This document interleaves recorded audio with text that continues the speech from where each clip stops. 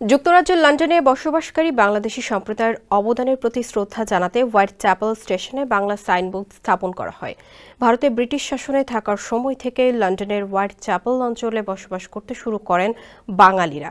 বর্তমানে এই অঞ্চলের মোট জনসংখ্যার 40% মানুষই বাঙালি।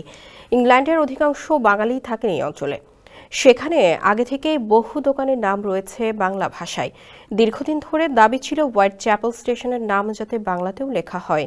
সেই দাবি মেনে বাংলা ভাষাকে সম্মান দেওয়ার জন্য সেখানকার স্টেশনের নামে বাংলা যোগ করার সিদ্ধান্ত নিয়েছিল লন্ডন প্রশাসন। এই স্টেশনের বিভিন্ন গেটের সাইনবোর্ডে বাংলা ভাষায় নাম লেখার পাশাপাশি স্টেশনের প্রবেশ পথেও বাংলা ভাষাতে লেখা রয়েছে হোয়াইট চ্যাপেল স্টেশনে আপনাকে স্বাগত।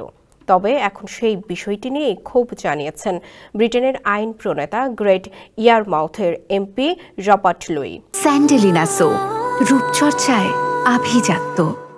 সামাজিক মাধ্যমে এক পোস্টে হোয়াইট চ্যাপেল স্টেশনে ইংরেজি ও বাংলা নামের পাশাপাশি লাগানো দুটি সাইনবোর্ডের ছবি শেয়ার করে তিনি লিখেন, এটা লন্ডন, এখানে স্টেশনের নাম ইংরেজিতে থাকা উচিত, কেবলই ইংরেজিতেই।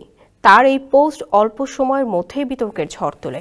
সামাজিক যোগাযোগ মাধ্যম ব্যবহারকারীদের কেউ কেউ তাকে সমর্থন জানালেও অনেকে একাধিক ভাষায় সাইনবোর্ড রাখার পক্ষে বিভিন্ন যুক্তি তুলে ধরেন।